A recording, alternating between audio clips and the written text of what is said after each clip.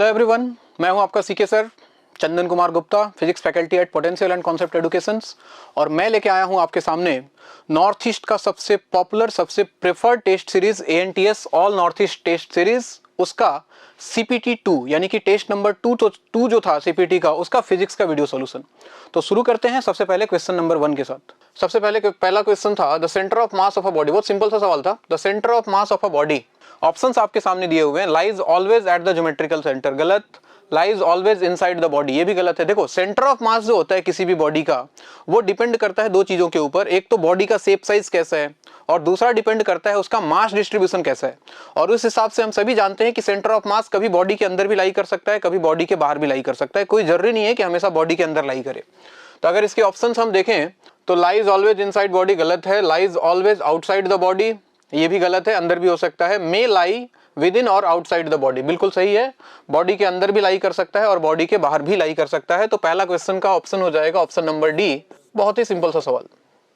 आगे बढ़ते हैं क्वेश्चन नंबर 2 के पास।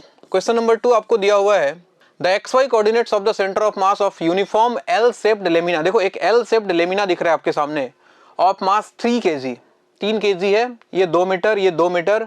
आपसे बोल रहा है इसका सेंटर ऑफ मास का कोऑर्डिनेट्स क्या होगा। एक काम करते हैं, इसको मैं 3 पार्ट में डिवाइड कर लेता हूं। ध्यान से देखना, एक्स वाई, ये कुछ इस तरह से दिया हुआ है आपको। मैं इसको 3 पार्ट में डिवाइड कर लेता हूं। देखो, 1 2 3, और तीनों के सेंटर ऑफ मास का कोऑर्डिनेट सबसे पहले मैं लिख लेता हूं।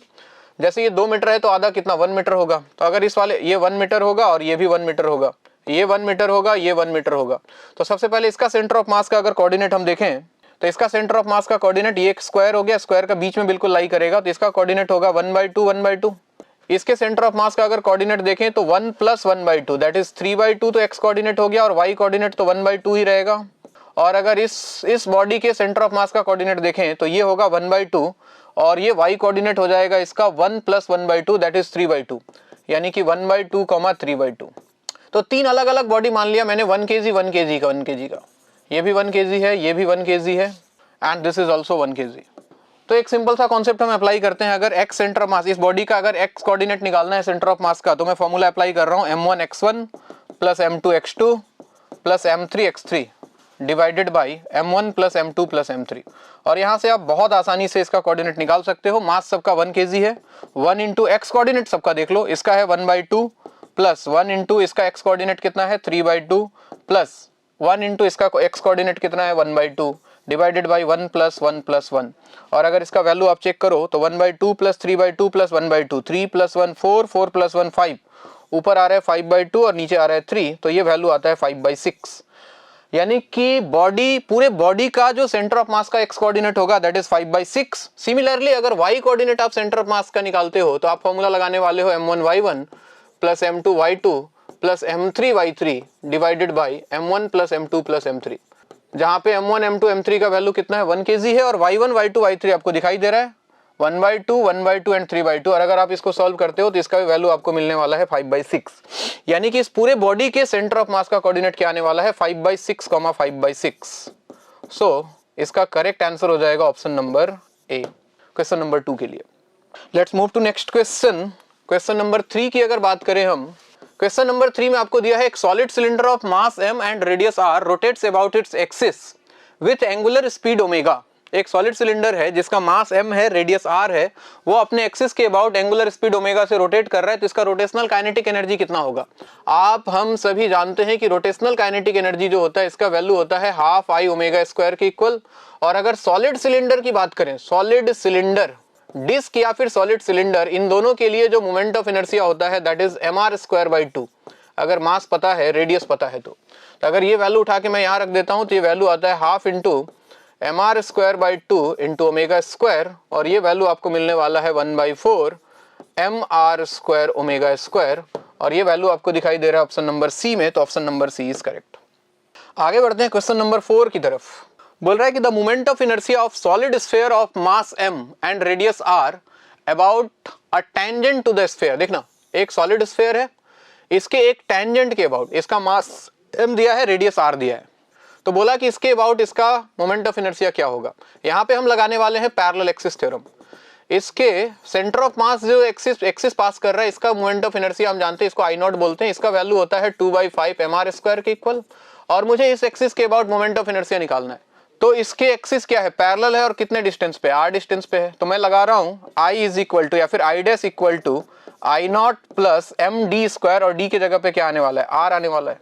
और I नॉट ज्योमेट्रिकल जो सेंटर के अबाउट जो मोमेंट ऑफ इनर्शिया था जिसका वैल्यू कितना था 2/5 mr स्क्वायर, और साथ में आ गया क्या, एक और mr स्क्वायर। तो ये वैल्यू आ गया 2/5 plus 1 that is 7/5 mr square के इक्वल। तो अगर ये वैल्यू देखें हम, option number D is correct. ठीक है, आगे बढ़ते हैं हम। क्वेश्चन नंबर 5 बोल रहा है child is standing with folded hands at the centre of a platform rotating about it's central axis. ठीक है, एक प्लेटफॉर्म रोटेट कर रहा है, एक आदमी उसमें खड़ा है अपने हाथ को फोल्ड करके, बिल्कुल इस तरह से। The kinetic energy of the system is के। उस सिचुएशन में सिस्टम का काइनेटिक एनर्जी कितना है, के। और रोटेशनल काइनेटिक एनर्जी अगर मैं के की बात करूं तो के का वैल्यू कितना हो जाएगा, हाफ मोमेंट ऑफ इनर्शिया आई मान लेते हैं। मान लो ओमेगा से घूम रहा था तो हाफ आई ओमेगा स्क्वायर के equal. Now the child stretches his arm. उसने आर्म को क्या किया, स्ट्रेच कर लिया। ठीक है, रोटेट करते टाइम। अब स्ट्रेच करने से क्या हो गया, मास डिस्ट्रीब्यूट हो गया, मास का डिस्ट्रीब्यूशन का लेंथ बढ़ गया बेसिकली, तो मोमेंट ऑफ इनर्शिया इंक्रीज कर रहा होगा, so that the moment of inertia of the system doubled. Moment of inertia बढ़ गया। तो बोल रहा है कि अब काइनेटिक एनर्जी कितना हो जाएगा। तो सबसे पहले हम लगा रहे हैं कंजर्वेशन ऑफ एंगुलर मोमेंटम। क्या लगाएंगे हम, I1 omega 1 is equal to I2 omega 2। सबसे पहले इसको यूज करो। Initial moment of inertia I था, ओमेगा 1 का वैल्यू ओमेगा था, फाइनल मोमेंट ऑफ इनर्शिया उसने बोल रखा है कि डबल हो चुका है यानी कि 2i, और इसको ओमेगा 2 बोल दूं, i से गया i, तो आप देखोगे कि ओमेगा 2 का वैल्यू कितना हो जाएगा, ओमेगा 1 यानी कि ओमेगा डिवाइडेड बाई 2 के इक्वल। तो फाइनल काइनेटिक एनर्जी अगर मैं लिखता हूं तो मैं क्या लिखूंगा, हाफ I2 ओमेगा 2 स्क्वायर, यानी कि हाफ I2 के जगह पे कितना आ गया 2i, और ओमेगा 2 के जगह पे आ गया ओमेगा बाई 2, यानी कि ओमेगा स्क्वायर डिवाइडेड बाई 4। यहां से अगर आप ध्यान से देखो तो हाफ आई ओमेगा स्क्वायर को अगर आप बाहर कर लेते हो, हाफ आई ओमेगा स्क्वायर, तो आपके पास बच रहा है 2 divided by 4 that is 1/2, and half I omega square is the initial kinetic energy, so this value comes to k divided by 2, यानी कि फाइनल काइनेटिक एनर्जी जो सिस्टम का होगा वो इनिशियल काइनेटिक एनर्जी का आधा हो जाएगा। So option number B is correct, B ये कहानी है। आगे बढ़े क्वेश्चन नंबर 6। क्वेश्चंस काफी आसान है इस बार, सो आई होप कि आपका स्कोर काफी अच्छा होगा इस बार, ऐसा उम्मीद करते हैं। बोल रहा है bob A of a pendulum of mass m released from horizontal to the vertical. अच्छा, यहाँ से इस बॉल को देखो छोड़ दिया, कितना हाइट है 1 मीटर, तो जब ये यहाँ पहुंचेगा इसका स्पीड कितना हो जाएगा √2gh, तो जब नीचे पहुंचेगा इसका स्पीड हो जाएगा v इक्वल टू √2gh के इक्वल। सबसे पहले ये निकाल लेते हैं, √2g का वैल्यू 10 लेने के लिए बोला है, इंटू h हाइट हो गया इसका 1 मीटर, तो ये वैल्यू आता है √20 दैट इज 2√5 मीटर पर सेकेंड के आसपास। आगे पढ़ो। Bob B of the same mass hits another bob. अच्छा, ये यहां से आने के बाद इसको टकरा रहा है, कैसे टकरा रहा है वो देख लेते हैं।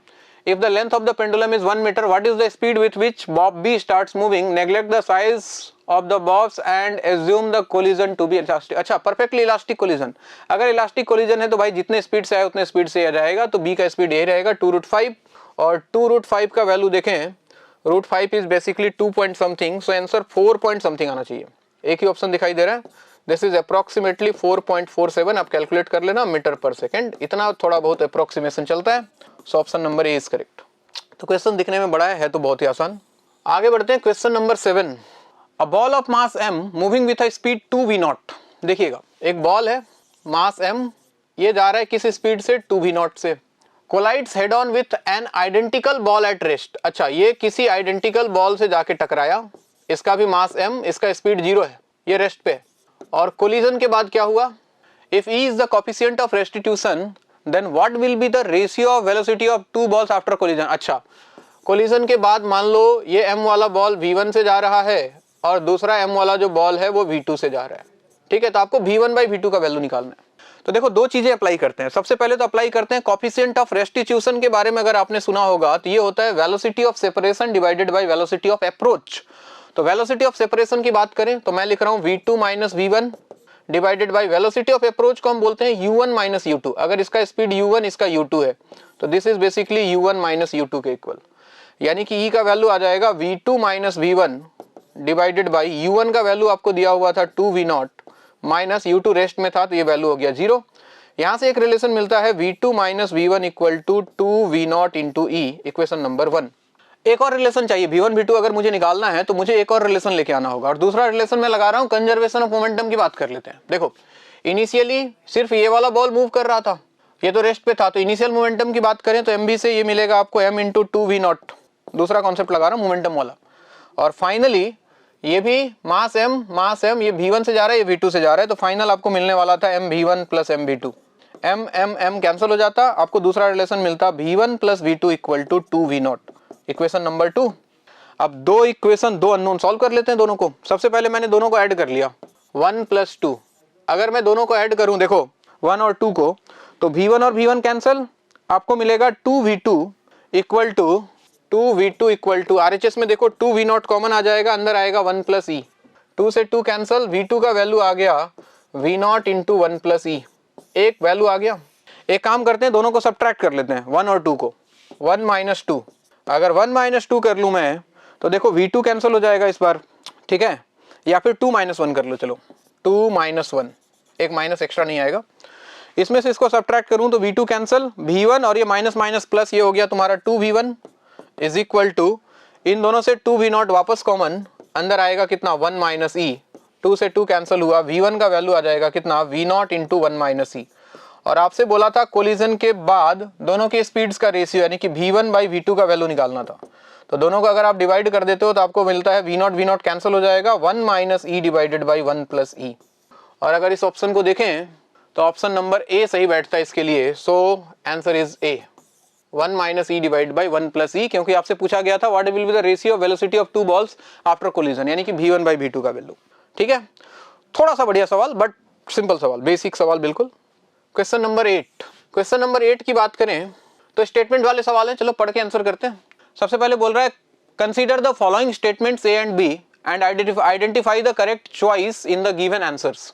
अच्छा, दो स्टेटमेंट दिया है, एक बार उसको पढ़ते हैं। सबसे पहला बोल रहा है in a one dimensional perfectly elastic collision, one dimensional perfectly elastic, ध्यान रखना, between two moving bodies of equal masses the bodies merely exchange their velocities after. बिल्कुल सही बात है, ये आप जानते हो, अगर दो बॉडीज सेम मास का वन डायमेंशन यानी कि एक ही डायरेक्शन में जा रहा है और कोलाइड करता है अगर, तो दोनों बॉडीज अपने वेलोसिटीज को क्या करता है, इंटरचेंज कर ले रहा है। अगर एक v1 से जा रहा है, एक v2 से जा रहा है, तो कोलिजन के बाद ये v1 से जाएगा और पहले वाला जो था वो v2 से जाने लग जाएगा। तो पहला स्टेटमेंट बिल्कुल सही बोल रहा है। और अगर दूसरे स्टेटमेंट की बात करें तो बोल रहा है if a lighter body at rest suffers perfectly elastic collision with a very heavy body moving with a certain velocity then after collision both travel with same velocity. नहीं, बिल्कुल गलत बात है, दोनों सेम वेलोसिटी से नहीं जाएगा। छोटा वाला बॉडी है वो बहुत हाई स्पीड से जाएगा और बड़े वाले के वेलोसिटी पे ऑब्वियसली कोई फर्क नहीं पड़ेगा, यानी कि ऑप्शन ए तो बिल्कुल सही है, ऑप्शन बी गलत है। तो A is correct and B is wrong, so option number C. तो ये बिल्कुल थ्योरेटिकल बेसिक सवाल, अगर आपने कोलिजन पढ़ा होगा तो बिल्कुल इसका आंसर आप कर पाए होंगे। क्वेश्चन नंबर 9 में ध्यान दो, बोल रहा है the equivalent capacitance for the network shown in the figure. अगर ध्यान से देखो तो इसमें क्या क्या बनाया हुआ है, एक कैपेसिटर यहाँ पे है, दो कैपेसिटर यहाँ पे दिख रहा है और एक कैपेसिटर यहाँ दिख रहा है, और आपको इक्विवेलेंट निकालना है इनके बीच में, ए और बी मान लेते हैं इसको। ठीक है, ये है 100, ये है 400, पिको फैराड में है, यूनिट नहीं लिख रहा मैं, 400 और ये 400। अगर आप ध्यान से देखो अगर इसको, तो सबसे पहले ये दोनों आपको सीरीज में दिख रहा है, और अगर सीरीज में आप ध्यान रखो कैपेसिटर्स अगर सीरीज में देखोगे तो सीरीज में दो कैपेसिटर के लिए वैल्यू हो जाता है कितना, C1 C2 divided by C1 plus C2, ये सीरीज में। और पैरेलल की अगर बात करें तो ये हो जाता है C1 प्लस C2, यानी कि रेजिस्टेंस का जस्ट उल्टा, ध्यान रहे।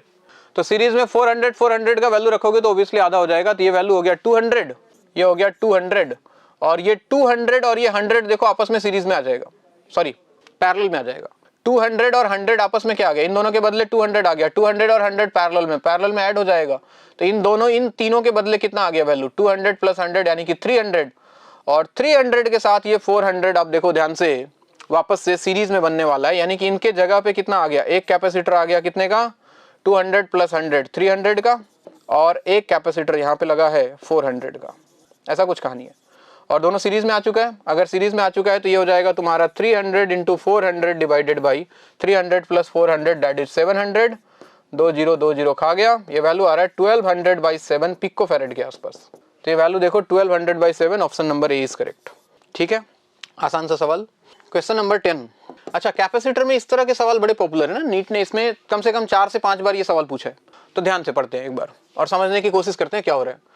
बोल रहा है parallel plate capacitor is connected across a 2 volt battery and charged. सबसे पहले 2 वोल्ट बैटरी के अक्रॉस कनेक्ट किया और उसको चार्ज किया, देन बैटरी इज डिस्कनेक्टेड, मतलब अब कैपेसिटर बचा है सिर्फ और सिर्फ।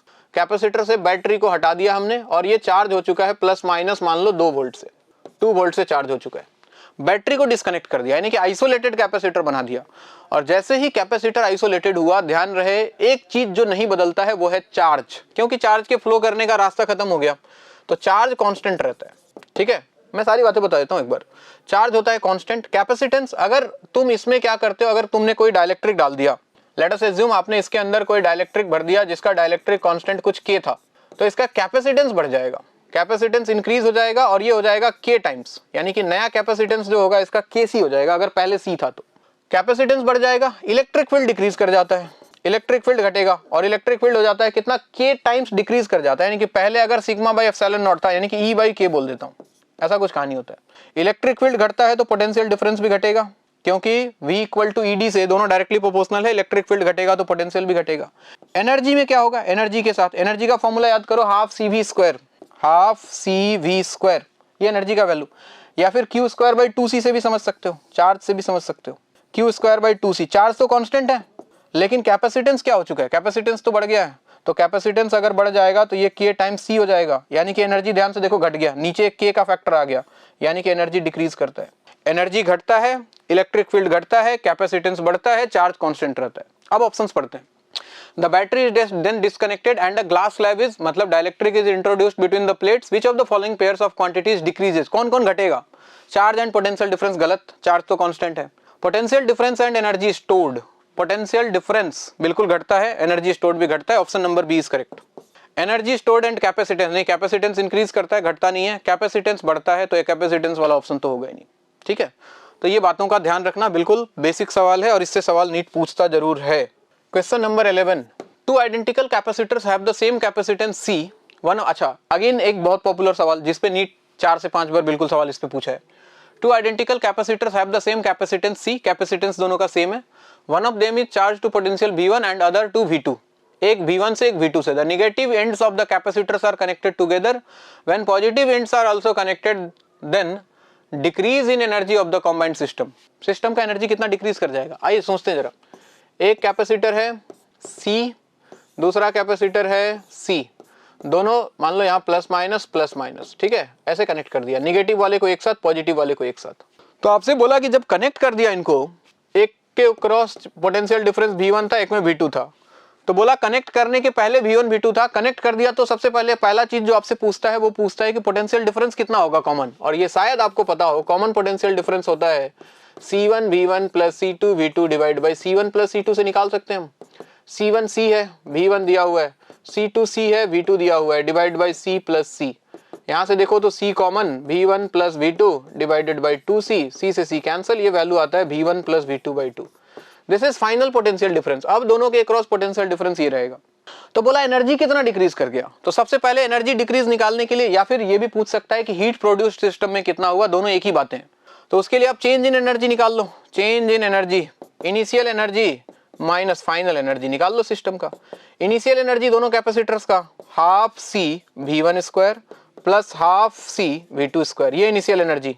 और फाइनल एनर्जी की बात करूं, हाफ, फाइनल एनर्जी कितना हो जाएगा देखो जी, C इसके क्रॉस भी फाइनल पोटेंशियल डिफरेंस देखो V डैश हो चुका है, दोनों के क्रॉस है ना, तो ये बन जाएगा half C V dash square plus half C V dash का स्क्वायर, कुछ इस तरह से।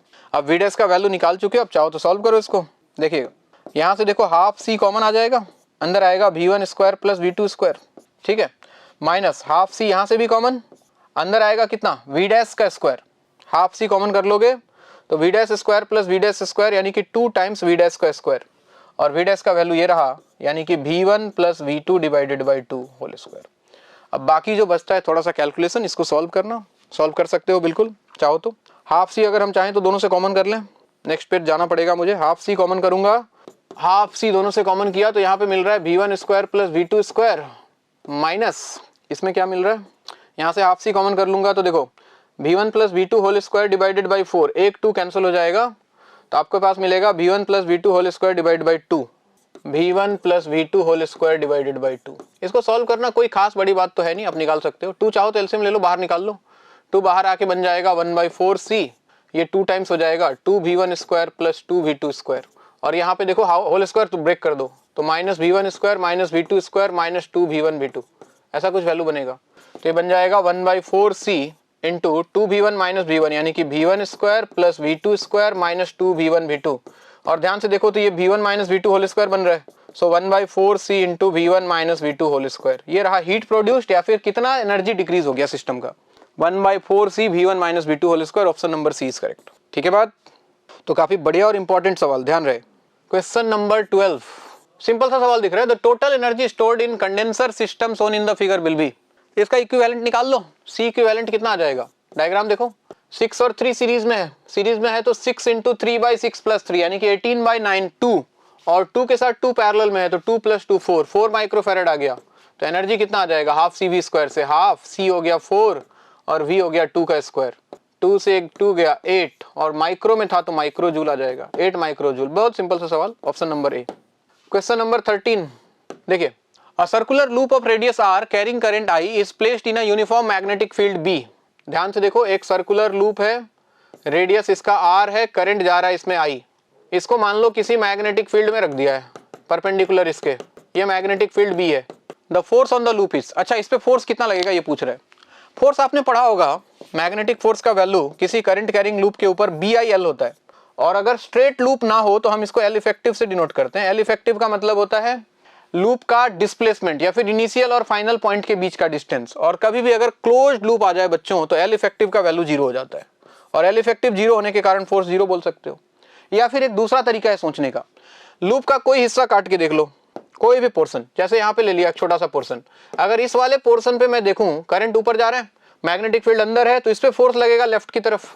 और सिमिलरली इस वाले पोर्शन को अगर आप देखो तो करंट नीचे जा रहा है, मैग्नेटिक फील्ड अंदर है, फोर्स लगेगा बाहर की तरफ।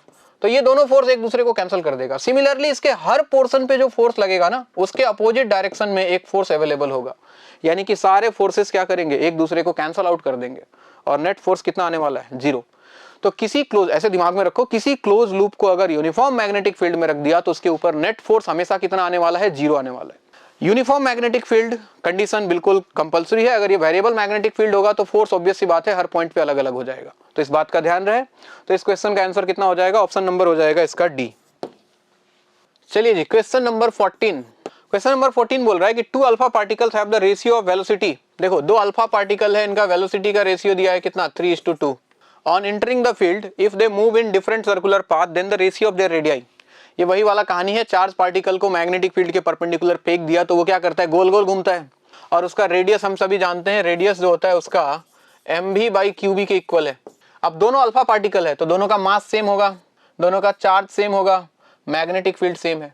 तो कुल मिला के रेडियस किसके प्रोपोर्शनल है, सिर्फ और सिर्फ वेलोसिटी के। तो दोनों के रेडियस का रेशियो कितना हो जाएगा, जो वेलोसिटी का रेशियो होगा v1/v2 दैट इज 3/2। सिंपल कहानी। Ratio of radii of their path कितना हो जाएगा, 3:2, ऑप्शन नंबर बी। ठीक है, सिंपल सिंपल सवाल। ये पेपर करके आपको बहुत मजा आया होगा, आपको लगा होगा कि आपने जीवन में कुछ पढ़ाई किया है, अगर सच में किया है तो। क्वेश्चन नंबर 15 बोल रहा है an electron having momentum, electron का मोमेंटम दिया है, मोमेंटम मतलब p मतलब mv, कितना दिया है 2.4 इंटू 10⁻20 - 23, जो भी यूनिट है छोड़ो। enters in a region of uniform magnetic field of 0.15 Tesla, the field vector makes angle of 30 degree with the initial velocity। ये गड़बड़ है। देखो भाई, ये मैग्नेटिक फील्ड है और वेलोसिटी इसका कुछ ऐसा है v, और ये इसके साथ एंगल बना रहा है कितना, 30 डिग्री का। और अगर आपने सच में सीरियसली पढ़ाई किया है तो आपको पता लग गया होगा कि इस बार पार्टिकल सर्कुलर मोशन सिर्फ नहीं करेगा, सर्कल के साथ साथ वो आगे भी जाएगा। यानी कि वेलोसिटी के 2 कंपोनेंट होंगे, एक मैग्नेटिक फील्ड के पैरेलल, एक मैग्नेटिक फील्ड के perpendicular. This is v cos theta, this is v sin theta. हम जानते हैं कि अगर वेलोसिटी मैग्नेटिक फील्ड के पैरेलल हो तो उस पर कोई फोर्स नहीं लगता है, लेकिन परपेंडिकुलर हो तो गोल गोल घूमता है। तो ये गोल गोल भी घूमेगा और आगे भी जाएगा, यानी कि ये कुछ इस तरह का हेलिकल मोशन प्रोड्यूस करेगा। तो इस हेलिकल मोशन का आपको रेडियस निकालना है। तो रेडियस बेसिकली मतलब सर्कुलर पाथ का रेडियस, और सर्कुलर पाथ किसके कारण आ रहा है, परपेंडिकुलर वेलोसिटी के कारण। तो जहां रेडियस का फॉर्मूला हमने लिखा था थोड़ी देर पहले mv/qb, वही फॉर्मूला बन जाएगा mv sin theta divided by qb। बस इतनी सी कहानी है, बाकी डाटा रखना है। डाटा रख दें, चलो रखते हैं। mv का वैल्यू आपको दिया हुआ है, देखो mv का वैल्यू डायरेक्टली गिवन है कितना, 2.4 इंटू 10⁻23। साइन थीटा मतलब साइन 30, साइन 30 का वैल्यू हो गया 1/2। चार्ज ऑफ इलेक्ट्रॉन है ना 1.6 इंटू 10⁻19, और मैग्नेटिक फील्ड आपको दिया हुआ है 0.15 टेस्ला। अब इसको सॉल्व कर लेना आपको, इसको सॉल्व कर लिया तो कहानी खत्म। इसको कैंसिल करूं, 8 से गया 3, 8 से गया 2, ठीक है। और कहां से कहां जाएगा, ये पॉइंट उड़ा तो ऊपर 100 आया, ठीक। ये 3 से गया 5, 5 से गया 20, और 2 और 2 4 मिलके 20 को खा गया 5 से। अब 10 का पावर देख लो, एक तो 5 दिख रहा है, अब 10 का पावर देख लो क्या आ रहा है। 10 का पावर क्या आ रहा है भैया, यहाँ 10 पावर -19, 10 पावर -23, तो यहाँ बचा 10 पावर -4, 10 पावर -4, ये दिख रहा है शायद। और आंसर दिया है मिलीमीटर में, तो इसको हम लिख सकते हैं 0.5 इंटू 10 पावर -3, हाँ है ना, बिल्कुल लिख सकते हैं। एक 10 को नीचे ले जाओ, यानी कि 0.5 मिलीमीटर, ऑप्शन नंबर डी। तो ये हेलिकल मोशन का सवाल था, और मुझे पूरा विश्वास है कि आपने पढ़ा है, क्योंकि मैंने तो पढ़ा है आपको क्लास में। चलिए आगे बढ़े, क्वेश्चन नंबर 16।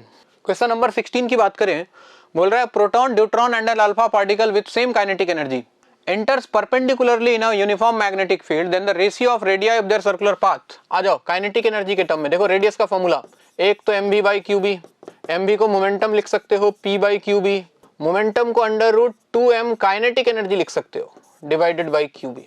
तो ये यही वाला सवाल है, क्योंकि काइनेटिक एनर्जी दिया हुआ है, सबका सेम है, सेम काइनेटिक एनर्जी, यानी कि k का वैल्यू सेम है, k सेम है, b सेम है, तो बचा क्या, √m और q, यानी कि radius is proportional to under root mass divided by charge.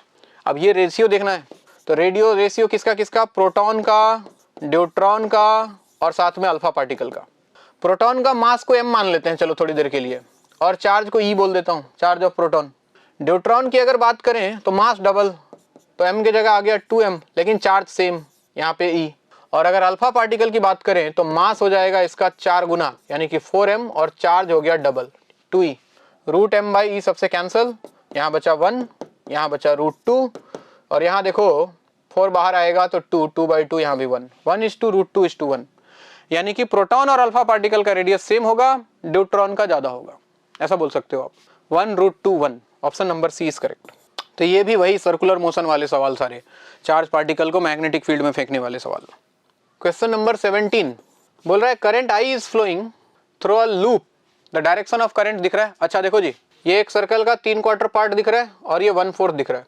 As shown in figure, the magnetic field at the center of the loop is μ0I/r times। अच्छा, μ0I/r multiplied by क्या आएगा, ये दिया हुआ है कि ma is r, mb is 2r। अच्छा, इस वाले लूप का रेडियस r है और इसका रेडियस 2r है, तो सबसे पहले सर्कुलर आर्क वाली कहानी याद कर लो। अगर एक सर्कुलर आर्क है, करंट उसमें आई जा रहा है, रेडियस इसका r है, और सेंटर पे एंगल थीटा बना रहा है, तो इसके सेंटर पे जो मैग्नेटिक फील्ड आता है बच्चों, वो आता है μ0I divided by 4πr into theta, ये वैल्यू आता है। याद करो, अगर पूरा कंप्लीट लूप हो जाए तो थीटा का वैल्यू क्या रखोगे, 2π, और 2π से 2π कैंसिल होके ये वैल्यू आता है μ0I/2r के इक्वल, ये आपने पढ़ा होगा।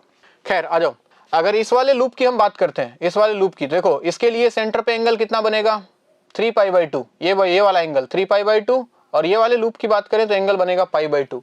डायरेक्शन देखो, इसके कारण राइट हैंड कर्ल रूल लगा रहा हूं, करंट की डायरेक्शन में उंगलियों को कर्ल करो, जिधर अंगूठा जाएगा उधर मैग्नेटिक फील्ड का डायरेक्शन। तो इस वाले पोर्शन के कारण मैग्नेटिक फील्ड अंदर, और इसमें भी करंट सेम डायरेक्शन में है, तो इसके कारण भी अंदर, तो मैग्नेटिक फील्ड दोनों के लिए अंदर है, सिंपली ऐड कर देते हैं। B = B1 + B2। देखो इसके कारण वैल्यू आ जाएगा μ0I divided by 4πr into theta की जगह पे आ गया 3π/2, प्लस इस वाले पोर्शन के कारण μ0I डिवाइडेड बाई 4πr के जगह पे 2r, और थीटा की जगह पे π/2, 1/4 है ये। तो देखो कॉमन क्या लेना है, μ0I/r दोनों से, तो मैंने कॉमन ले लिया μ0I/r। अंदर क्या बचेगा, देखो पाई से गया पाई, तो यहाँ बचा 3/8, प्लस पाई से गया पाई, μ0I/r बाहर आ गया, तो 4, 2, 8, 8 और 2 16, 1/16, ऐसा कुछ वैल्यू आ रहा है। तो μ0I/r, और इसका वैल्यू कितना आ जाएगा बच्चों, एलसीएम ले लो, 16 नीचे, 8 से गया 2, 2 × 3 6, 6 + 1 7/16। ऑप्शंस में देखो कहीं 7/16 है क्या, और डायरेक्शन किधर होगा, अंदर की तरफ, यानी कि क्रॉस, मतलब इस प्लेन के अंदर। तो 7/16 दो ऑप्शन देखो, आउट ऑफ द प्लेन गलत, इनटू द प्लेन बिल्कुल सही है, ऑप्शन नंबर डी, ये कहानी है। ठीक, क्वेश्चन नंबर 18 क्या बोल रहा है, a bar magnet of magnetic moment m and moment of inertia I। एक बार मैग्नेट ले लिया हमने, मैग्नेटिक मोमेंट m है, मोमेंट ऑफ इनर्शिया I है, किसके about centre perpendicular to its length. अच्छा, इसके परपेंडिकुलर, ठीक। अगर इसको घुमा दे तो is cut into 2 equal pieces, मतलब पहले लेंथ अगर l था तो अभी इसको काट के हमने आधा आधा कर दिया, l/2, ऐसा कुछ। अच्छा ध्यान रहे, अगर इसका मैग्नेटिक मोमेंट m है तो इसका मैग्नेटिक मोमेंट हो जाएगा m/2। इसका मोमेंट ऑफ इनर्शिया अगर I था तो इसका मोमेंट ऑफ इनर्शिया कितना होने वाला है, I डैश का वैल्यू याद करो, रॉड का सिंपली रॉड का मोमेंट ऑफ इनर्शिया लगा सकते हो ml²/12, लेकिन m क्या है, आधा हो चुका है, तो m/2 लेंथ भी आधा हो चुका है, l/2 whole square divide by 12। आप ध्यान से देखो तो ml²/12 इंटू बाहर क्या आएगा 4 और 2 1/8। अच्छा मोमेंट ऑफ इनर्शिया 1/8 टाइम्स हो जाएगा, अगर पहले I था अभी I/8 हो जाएगा भाई, I मतलब ये, ठीक है, m dash l dash. Okay, फिर बोल रहा है the let t be the time period of oscillation of the original magnet about an axis through the mid point perpendicular to the centre in magnetic field B, similar time period t dash for. अच्छा इसके लिए time period t है तो इसके लिए पूछ रहा है, तो मैग्नेटिक फील्ड में इसका टाइम पीरियड होता है बच्चों 2π√I/mb, ये m magnetic moment, b magnetic field, I moment of inertia. तो इसकी बात कर लो, इसका टाइम पीरियड क्या लिखोगे 2π√I के जगह पे क्या लिखोगे I/8, I/mb, m के जगह पे क्या लिखोगे m/2 और b तो सेम है, तो 2 से गया 4, तो 2π√I/mb और ये 4 बाहर निकल के एक 2 बन जाएगा और ये आ गया ओरिजिनल टाइम पीरियड t, तो यानी कि t/2 इज द आंसर, आधा हो जाएगा time period. So option number A is correct. ठीक है, question number 19, which of the following property shows the property of, फिर से देखो एक थ्योरेटिकल सवाल फेरोमैग्नेटिक प्रॉपर्टी को लेके। The ferromagnetic property depends on temperature, बिल्कुल टेम्परेचर पे डिपेंड करता है। टेम्परेचर जैसे जैसे आप बढ़ाओगे एक पार्टिकुलर टेम्परेचर आता है जिसको हम लोग बोलते हैं Curie temperature, TC, Curie temperature. अगर टेम्परेचर क्यूरी टेम्परेचर से ज्यादा हो गया तो फेरोमैग्नेटिक मटेरियल जो है वो कन्वर्ट हो जाता है किसमें, पैरामैग्नेटिक में। तो बिल्कुल टेम्परेचर पे डिपेंड करता है, तो पहला ऑप्शन तो सही है, बाकी पढ़ लेते हैं एक बार ना। The ferromagnetic property does not depend on temperature, गलत। At high enough temperature ferromagnetic becomes diamagnet, नहीं paramagnet. At low temperature ferromagnet becomes a paramagnet, गलत, ये तो ऐसे ही गलत है, हाई टेम्परेचर पे होता है पैरामैग्नेट बनता है। तो ऑप्शन नंबर इसका कौन सा करेक्ट है, सिर्फ और सिर्फ ए, ये कहानी है। ठीक, आइए क्वेश्चन नंबर 20, बोल रहा है rod of length L rotates with a uniform angular velocity omega about an axis perpendicular to its middle. देखो एक रॉड है, लेंथ L है, बोला कि इसके मिड पॉइंट के अबाउट ये घूम रहा है ऐसे ओमेगा से, और मैग्नेटिक फील्ड कुछ दिया होगा in a uniform magnetic field induction B which is parallel to axis of rotation. ठीक है, ओके, मान लो ये मैग्नेटिक फील्ड है अंदर की तरफ। आपसे क्या बोला जा रहा है, आपसे पूछ रहा है the induced EMF between two ends of the road. देखो वैसे तो आंसर 0 होगा, कैसे होगा मैं बताता हूँ ना, इसको A बोल देते हैं, इसको B बोल देते हैं, इसको C बोल देते हैं। सबसे पहले इन दोनों के बीच में लिखोगे, अगर देखो डायरेक्ट A और C के बीच में आप नहीं बता सकते, आप देख के फील जरूर कर सकते हो कि दोनों का सेंटर से डिस्टेंस क्या है, सेम है, तो जितने पोटेंशियल पे ये आएगा उतने पोटेंशियल पे ये आएगा, पोटेंशियल डिफरेंस तो 0 आना है। प्रूफ कैसे करोगे, अगर VB माइनस VC लिखूं मैं, देखो VB minus VC, rotational EMF जो होता है उसका वैल्यू होता है B ओमेगा L²/2, लेकिन L जो है वो हिंज्ड पॉइंट से डिस्टेंस होना चाहिए, ये पूरा L नहीं, ये वाला डिस्टेंस। तो अगर इनके बीच में पोटेंशियल डिफरेंस लिखोगे तो आप लिखोगे B ओमेगा, L के जगह पे आएगा L/2 whole square divided by 2, ऐसा कुछ वैल्यू आएगा। सिमिलरली ये ऊपर जा रहा है तो ये नीचे आ रहा होगा। ठीक है, तो इन दोनों के बीच में जो पोटेंशियल डिफरेंस होगा यानी कि VA माइनस VB, देखो हाई पोटेंशियल पे हमेशा B रहेगा, अंगूठा V की तरफ, ऊपर जा रहा है तो ऊपर, उंगली मैग्नेटिक फील्ड की तरफ, पाम्स पुश का जो डायरेक्शन देता है वो हाई मैग्नेटिक फील्ड, यानी कि B मैग्नेटिक फील्ड, B जो पॉइंट है वो हाई पोटेंशियल पे होगा। सिमिलरली इसमें देखोगे तो ये रॉड नीचे जा रहा है, अंगूठा V की तरफ, उंगली मैग्नेटिक फील्ड की तरफ, अभी भी सारा B की तरफ है, तो ये हमेशा हाई पोटेंशियल पे है, तो ये B हाई पोटेंशियल पे है। तो अगर आप तुम BA माइनस VB लिखते हो इस वाले पोर्शन के लिए, तो आप लिखने वाले हो ये हाई पोटेंशियल है, ये लो पोटेंशियल, ये वैल्यू आएगा minus B omega L/2 whole square divided by 2। और अगर आप दोनों को ऐड कर देते हो सिंपली, ध्यान से देखो, तो आपको मिलेगा VA माइनस VC, और दोनों को ऐड करोगे तो ये वैल्यू आ जाएगा 0। That means VA equal to VC, यानी कि रॉड का जो दोनों एंड है, चूंकि दोनों मिड पॉइंट से घूम रहा था, ये भी L/2 था, ये भी L/2 था, तो ये जिस पोटेंशियल पे है ये भी उसी पोटेंशियल पे है, और नेट पोटेंशियल डिफरेंस कितना हो जाना है, 0। तो ऑप्शन बी इज करेक्ट। देखिए question number 21, A pair of adjacent coils has a mutual inductance of 2.5 Henry. दो कॉइल का म्यूचुअल इंडक्टेंस दिया है, ठीक है। Current in one coil changes from 0 to 40 ampere, change in current दिया है DI 0 to 40 यानी कि 40, और DT दिया है 0.8 second. Then change in flux, अच्छा आप जानते हो EMF इंड्यूस्ड जो होता है वो MDI/dt के इक्वल, MDI/dt, और EMF को आप dφ/dt भी लिखते हो, इक्वल टू MDI/dt। यानी कि कुल मिला के कहानी क्या है, आप लिख सकते हो change in flux is equal to m into change in current, mutual inductance multiplied by change in current. Mutual inductance दिया हुआ है आपको 2.5 और चेंज इन करंट है कितना 40, तो ये वैल्यू आएगा पॉइंट से गया 100 वेबर के आसपास। इसका ऑप्शन नंबर ए करेक्ट। बिल्कुल सिंपल सवाल, म्यूचुअल इंडक्टेंस का इलेक्ट्रोमैग्नेटिक इंडक्शन चैप्टर से। क्वेश्चन नंबर 22, देखो ये नीट का पूछा हुआ सवाल है, जानबूझ के डाला है। टू कंडक्टिंग सर्कुलर लूप्स, दो सर्कुलर लूप दिया है आपको, एक का रेडियस है r1 और एक का रेडियस है r2, ठीक है। Are placed same plane with their centres coinciding, m be the mutual inductance, तो m का वैल्यू किसके प्रोपोर्शनल होता है। यहाँ पे अगर आप m निकालते हो, m निकालने का तरीका क्या होता है, phi by I, phi equal to mi से phi secondary divided by I primary, और ये वैल्यू निकलता है कुछ mu naught n1 n2 pi r2 square divide by 2r1। बहुत सिंपल सवाल है। अगर इसमें करंट दे दिया जाए आपको, प्राइमरी इसको मान लें, इसको सेकेंडरी मान लें, तो इसके कारण यहाँ मैग्नेटिक फील्ड लिखो, मैग्नेटिक फील्ड से फ्लक्स लिखो, और फ्लक्स को इस करंट से डिवाइड कर दो तो ये वैल्यू निकल के आता है। और यहाँ पे ध्यान से देखो तो m प्रोपोर्शनल आता है r2 स्क्वायर बाई r1 के, मतलब अंदर वाले के रेडियस का स्क्वायर डिवाइडेड बाई बाहर वाला रेडियस। हमेशा ध्यान रहे, अंदर वाला का स्क्वायर डिवाइड बाई बाहर वाला का radius, r2 square by r1, option number D is correct, ठीक है। ये नीट का ये भी फेवरेट पूछता ही है। Question number 23, the phase relationship between current end voltage in a pure, अच्छा प्योर रेजिस्टिव सर्किट, सबको पता होगा अगर सिर्फ रेजिस्टेंस को हम किसी एसी सोर्स के साथ कनेक्ट करें, मान लो वोल्टेज दिया V equal to V naught sine omega T, तो करंट जो होगा वो उसका वैल्यू आएगा I naught sine omega T. यानी कि दोनों का फेज क्या होता है, बिल्कुल सेम, दोनों साथ साथ ट्रेवल कर रहा है, दोनों सेम फेज में है। सेम फेज में कहने का मतलब क्या होता है, मतलब ये है कि अगर ये वोल्टेज है तो करंट भी वही होगा, बस इसका पीक वैल्यू थोड़ा कम होगा, क्योंकि आई नॉट का वैल्यू क्या लिखोगे आप, वी नॉट बाई आर, तो करंट का जो पीक वैल्यू होगा वो वोल्टेज के पीक वैल्यू से थोड़ा कम, तो करंट का जो ग्राफ बनेगा बिल्कुल सेम फेज में लेकिन थोड़ा सा पीक वैल्यू कम, तो कुछ इस तरह का। ये वोल्टेज का है तो ये करंट का हो जाएगा। ऑप्शंस देख लो आप कौन सा सही है, पहला गलत, दूसरा भी गलत, हाँ तीसरा ऑप्शन देखो मैच कर रहा है बिल्कुल। करंट का पीक वैल्यू वोल्टेज से थोड़ा कम, बाकी सेम फेज मतलब एक जगह जीरो, फिर सेम पॉइंट सेम टाइम पे मैक्सिमा, फिर सेम टाइम पे मिनिमा, इस तरह से चल रहा है कहानी। So option number C is correct, C. Question number 24, ये भी अगेन एसी का सवाल, बोल रहा है pure resistive circuit element X when connected to an AC supply of peak voltage. अच्छा प्योर रेजिस्टिव मतलब रेजिस्टेंस को कनेक्ट कर दिया, देखना एसी सोर्स के साथ, पीक वोल्टेज यानी कि वी नॉट का वैल्यू दिया हुआ है 200, gives a peak current 5 ampere, I not दिया हुआ है 5 एम्पियर। तो सबसे पहले रेजिस्टेंस निकाल लेते हैं, आर इक्वल टू कितना आ जाएगा, V not by I not, यानी कि 200 divide by 5 that is 40 ohm, resistance मिल गया पहले कंडीशन से।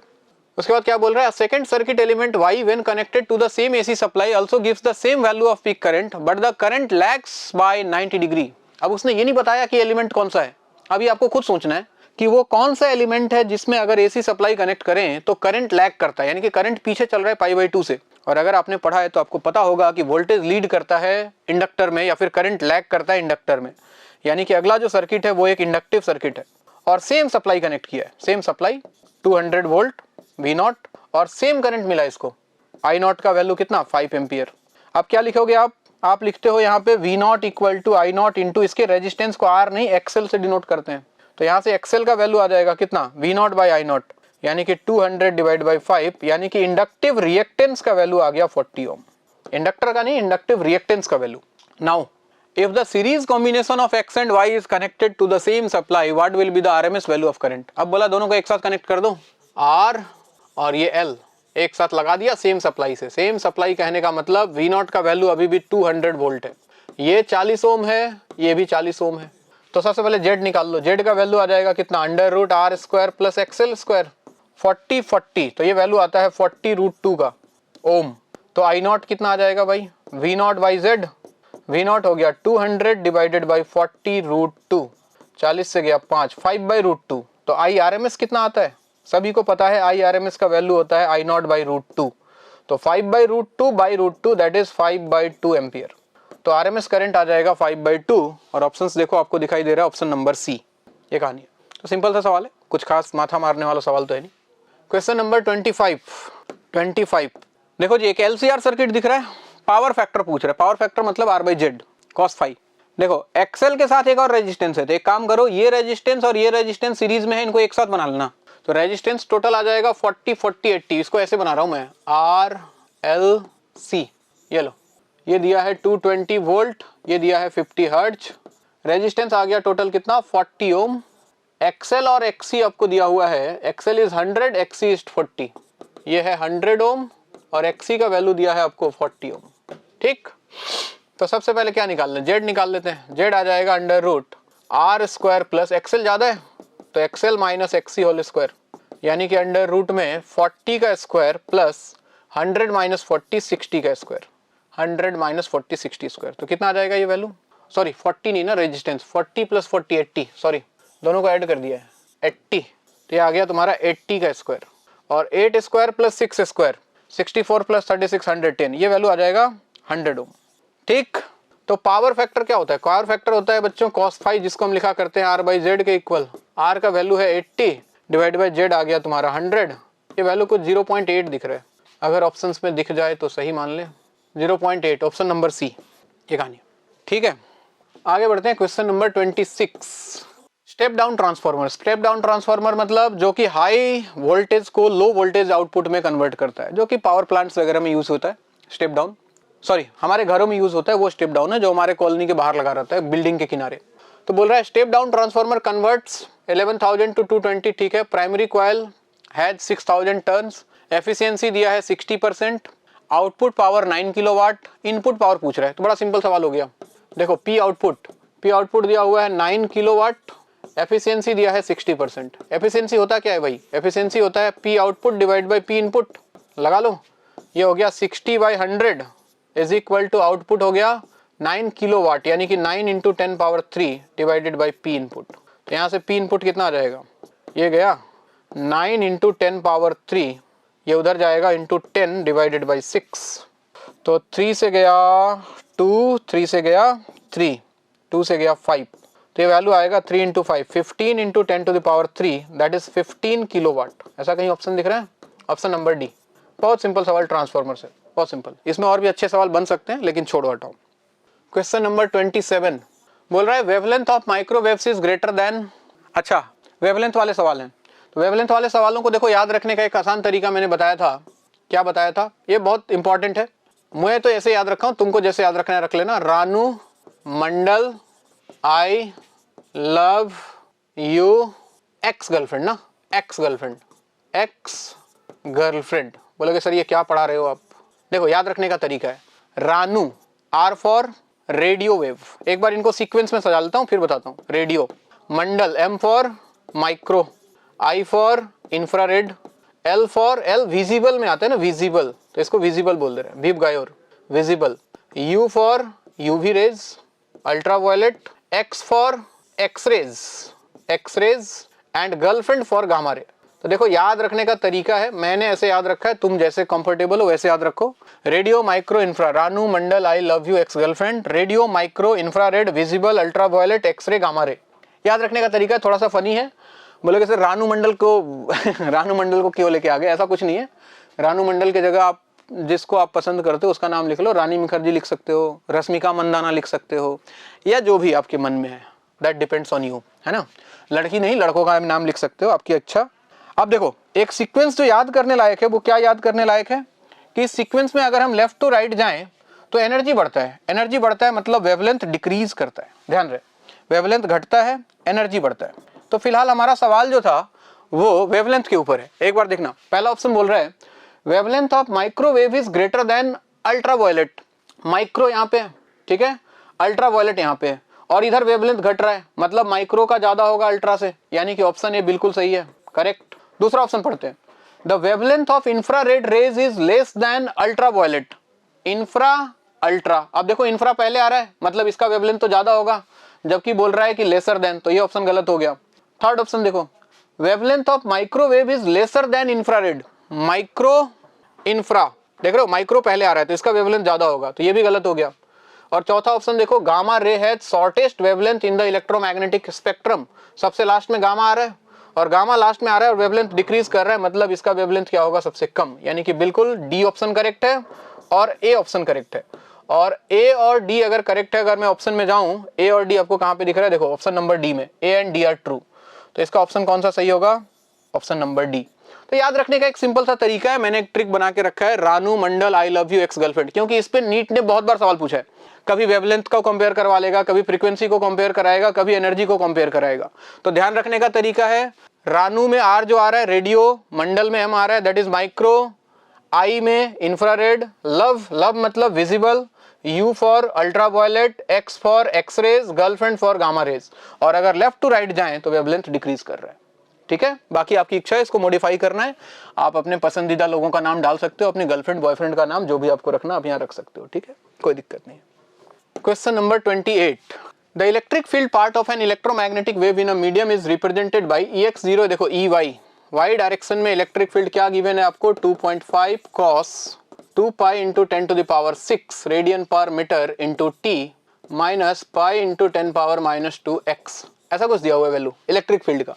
अब इसका क्या क्या पूछ रहा है, देखो डायरेक्शन, फ्रीक्वेंसी और वेवलेंथ। डायरेक्शन के लिए देखो इलेक्ट्रोमैग्नेटिक फील्ड का डायरेक्शन सबसे पहले आपको देखना है अंदर, देखो यहाँ पे x दिख रहा है और x के साथ क्या है माइनस साइन, x बता रहा है कि x डायरेक्शन में ट्रेवल कर रहा है, ठीक। और उसके साथ अगर माइनस साइन है बीच में, मतलब इसका डायरेक्शन जो होगा, सबसे पहली बात ये तो हो गया पॉजिटिव x एक्सिस। अब देखो t के साथ जो है, t के साथ उसको बोलते हैं ओमेगा, तो ओमेगा का वैल्यू हो गया 2 पाई इंटू 10 पावर 6 और ओमेगा को लिख सकते हो 2 pi f, 2 pi into 10 to the power 6, 2 pi से 2 पाई उड़ा, फ्रीक्वेंसी आ गया 10 टू द पावर 6 हर्ट्ज। और रही बात वेवलेंथ, x के साथ जो होता है वो k है, k, तो k का वैल्यू आ गया पाई इंटू 10 पावर -2, k को लिख सकते हैं हम 2 pi by lambda equal to pi into 10 power -2, pi से गया पाई और यहाँ से आपको लेमडा का वैल्यू मिल जाएगा कितना, 2 into 10 power 2 that is 200 metre. Options देख लेते हैं भाई। पहला ऑप्शन बोल रहा है मूविंग अलोंग x डायरेक्शन सही है, frequency 10 to the power 6 hertz सही है, वेवलेंथ 100 मीटर गलत, वेवलेंथ तो हमारा कितना आ रहा है भाई 200। दूसरा option moving along x direction सही है, frequency 10 to the power 6 hertz बिल्कुल करेक्ट, वेवलेंथ 200 बिल्कुल सही, ऑप्शन नंबर बी। सी भी पढ़ लो, नेगेटिव x गलत है, y डायरेक्शन गलत है, चलो सब गलत है, option number B is correct. Question number 29, a point source of electromagnetic radiation has an average power output of, power दिया है देखो भाई कितना पॉइंट सोर्स का 1500 watt, the maximum value of electric field at a distance of 3 metre from this source in volt per metre. अच्छा ये source है, source ध्यान दो, यहाँ से बोला कितनी दूर, 3 मीटर दूर जो इलेक्ट्रोमैग्नेटिक वेव है उसके इलेक्ट्रिक फील्ड का मैक्सिमम वैल्यू निकालना है, वो बाद में। सबसे पहले यहाँ से 3 मीटर दूर हम इंटेंसिटी निकालते हैं। Intensity is defined as power per unit area. Area कौन सा, सोर्स से जो एनर्जी जा रहा है वो चारों डायरेक्शन में फैल रहा है, तो अगर 3 मीटर डिस्टेंस पे देखोगे तो एक स्फेयर बनाओ, इस स्फेयर में पूरा का पूरा एनर्जी फैला हुआ है, तो टोटल एरिया कितना बनेगा 4 पाई आर स्क्वायर, यानी कि पावर कितना है 1500 डिवाइडेड बाई 4 पाई, रेडियस कितना दिया है 3, तो 3 स्क्वायर मतलब यहाँ बन गया 9, 3 से गया 3, 3 से गया 5, तो ये वैल्यू आ रहा है कुछ 500 डिवाइडेड बाई 4 पाई इंटू 3, ये इंटेंसिटी आ गया इस पॉइंट पे। देखिएगा अब इंटेंसिटी ऑफ इलेक्ट्रिक फील्ड का फॉर्मूला हमने पढ़ाया है आपको, half epsilon naught E naught square into C, ये इंटेंसिटी का फॉर्मूला है। आइए वैल्यू रखते हैं, इंटेंसिटी कितना आ गया, इंटेंसिटी आ गया 500 divide by 4 pi into 3 equal to half epsilon naught E naught square into C, C का वैल्यू आप जानते हो, रख देंगे उठा के भी, ठीक है। एप्सिलॉन नॉट को इधर ले आओ, तो 500 divided by 4 pi epsilon not, ठीक है, 2 को ऊपर भेज दिया तो 2 ऊपर चला गया, डिवाइडेड बाई एक 3 बचा हुआ है, ठीक है, और एक सी नीचे आएगा, सी आएगा नीचे मतलब 3 इंटू 10 टू द पावर 8, ऐसा कुछ। This is E naught square. अब थोड़ा सा कैलकुलेशन है भाई, कैलकुलेशन तो करना पड़ेगा, तो अभी मुझे क्या करना होगा, पेज चेंज करना होगा, क्या यहाँ पे कर रहा हूँ, समझ जाना भावनाओं को। ई नॉट स्क्वायर इक्वल टू ऊपर आ गया देखो 500 इंटू 2 यानी कि 1000 लिखता हूँ सीधा, 1000 1 बाई 4 पाई एप्सिलॉन नॉट को लिख दिया मैंने 9 इंटू 10 टू द पावर 9, और नीचे चल रहा है मार्केट में 9 इंटू 10 टू द पावर 8, 9 से उड़ा 9, 10 पावर 8 से उड़ा 9, और ऊपर हो गया देखो 10,000, 10,000 का रूट ले लोगे तो आपको वैल्यू मिलेगा 100 वोल्ट पर मीटर या फिर Newton per coulomb, volt per metre में पूछा है, that is 100, option number B is correct. तो ये सवाल भी काफी पॉपुलर है मार्केट में। सबसे पहले हमने वहां इंटेंसिटी लगाया, इंटेंसिटी का फॉर्मूला लिखा in terms of peak value of electric field, और वहां से फिर पिक वैल्यू का इलेक्ट्रिक फील्ड ई नॉट का वैल्यू निकाला, ठीक है बात। ये जेई में पूछा हुआ सवाल है बेसिकली, मैं आपको देखो बताते बताते हुए बता रहा हूँ कौन सा सवाल जेई में आया, कौन सा नीट में आया, थोड़ा आइडिया रहना चाहिए, इसलिए मैं बोलता हूँ जेई मेन के सवालों को किया करो। जेई मेन के सवाल ना थोड़े से अच्छे लेवल के होते हैं, लेकिन उसको अगर सोच के तुमने कर लिया तो फिर नीट का सवाल क्या है यार, उड़ा दोगे ऐसे ही तुम लोग, है ना। तो जेई मेन का सवाल जरूर ट्राई करना है। चलिए आगे बढ़ते हैं, क्वेश्चन नंबर 30 भी वैसा ही कुछ सवाल दिख रहा है। बोल रहा है the magnetic field of beam of emerging from filter facing flood light given by this magnetic field का इक्वेशन देके रखा है, इंटेंसिटी पूछ रहे हैं। अब देखो फिर से वही कहानी, मैग्नेटिक फील्ड का पिक वैल्यू आपको दिख रहा है। देखो सबसे पहले बी नॉट का वैल्यू दिख रहा है 12 × 10⁻⁸ और आपने एक रिलेशन पढ़ा होगा E naught by B naught equal to C. यहां से आप E नॉट निकाल सकते हो। E नॉट का value B naught into C, यानी कि 12 × 10⁻⁸ इंटू सी का वैल्यू हो जाएगा 3 × 10⁸। ये उड़ा, ये वैल्यू आ गया 36, peak value of electric field. और इंटेंसिटी का फॉर्मूला जो अभी मैंने लगाया था, half epsilon naught E naught square into C, यानी कि हाफ एप्सिलॉन नॉट का वैल्यू आपको पता हो 8.85 × 10⁻12, E नॉट स्क्वायर हो गया 36 का स्क्वायर इंटू सी का वैल्यू हो गया 3 × 10⁸।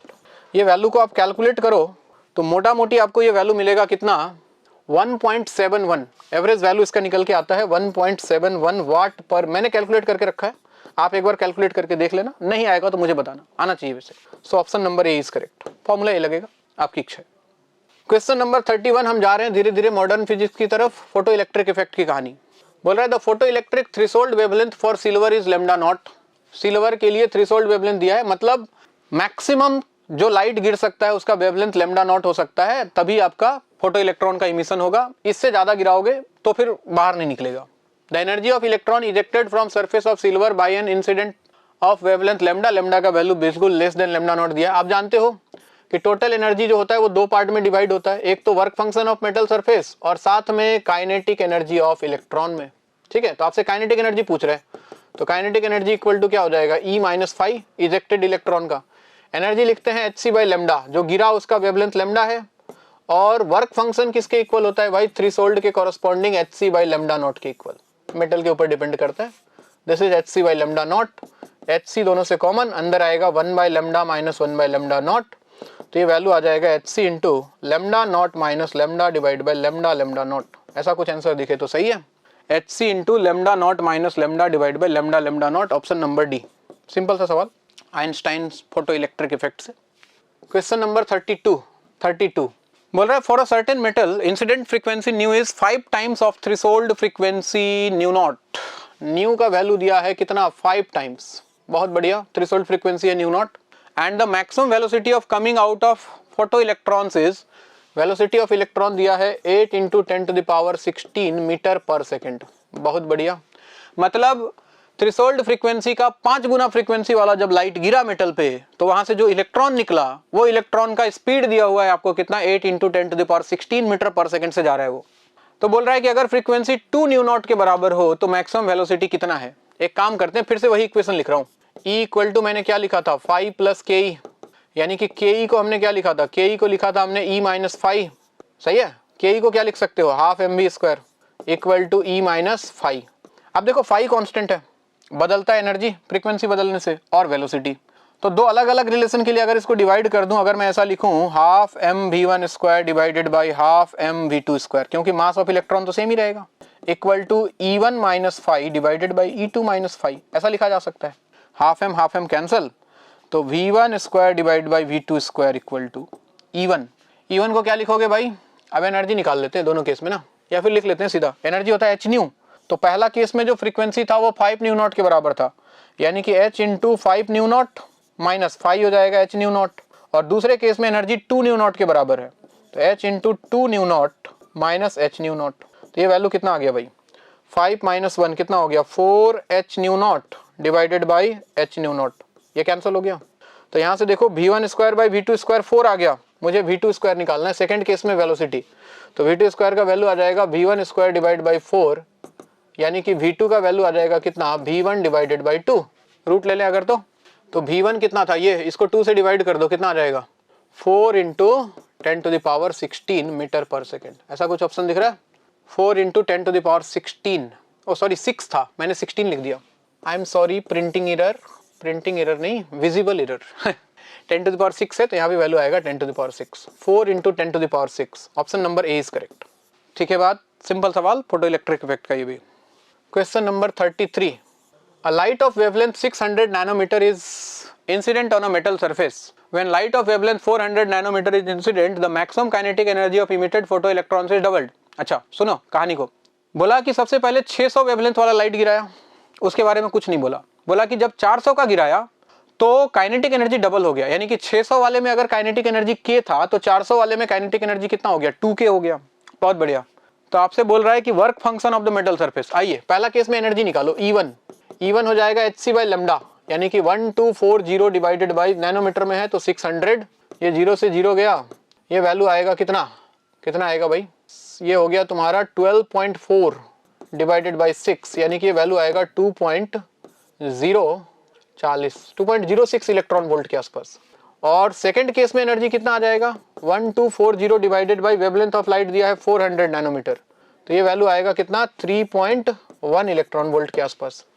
वर्क फंक्शन निकालना है, फिर से वही कहानी देखो, अभी जो लिखा था, क्या लिखा था, kinetic energy is equal to क्या, E माइनस फाइव, तो kinetic energy 1 divided by kinetic energy 2 equal to E1 minus 5 by E2 minus 5।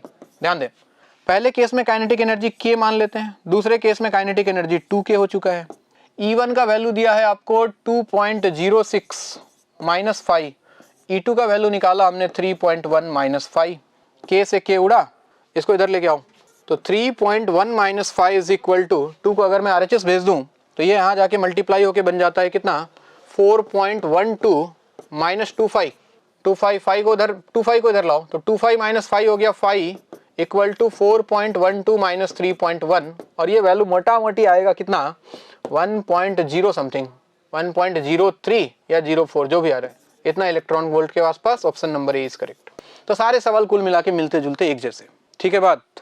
Question number 34, a proton and an alpha particle are accelerated through the same potential difference, the ratio of de Broglie wavelength। अच्छा de Broglie wavelength याद है, lambda is equal to या तो h by p लिखते हैं, या तो h by m भी लिखते हैं, या तो h by p को और क्या लिख सकते हो, under root twice m kinetic energy, और काइनेटिक एनर्जी को चार्ज इंटू पोटेंशियल डिफरेंस भी लिखा जा सकता है, तो h by under root twice m q delta v is potential difference. ये सारे फॉर्मूले लेमडा के।